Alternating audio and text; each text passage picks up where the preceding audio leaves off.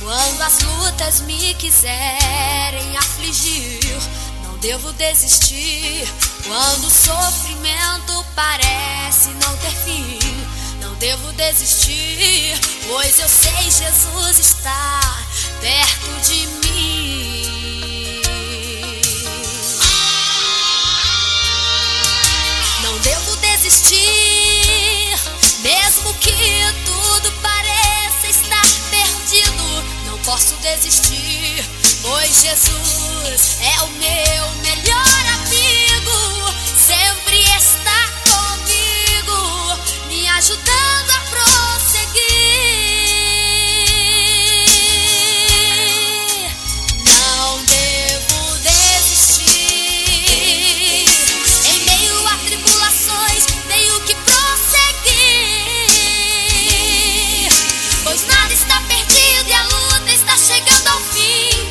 Jesus já decretou vitória pra mim, eu sei que nada poderá impedir. Eu não posso parar, em meio a todos os perigos, Deus comigo está. E com Jesus Cristo eu sei que a vitória é certa. Ele tem poder sobre céu, terra e mar, e operando Deus quem impedirá.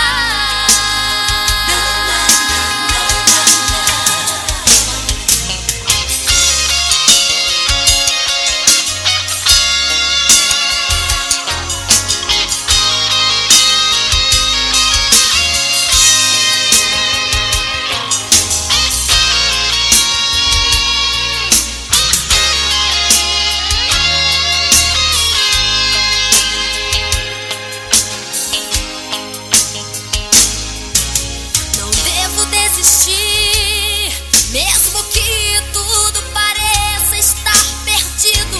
Não posso desistir, pois Jesus é o meu melhor amigo. Sempre está comigo, me ajudando a prosseguir. Não devo desistir, em meio a tribulações tenho que prosseguir, pois nada está perdido e a luta está chegando ao fim. Jesus já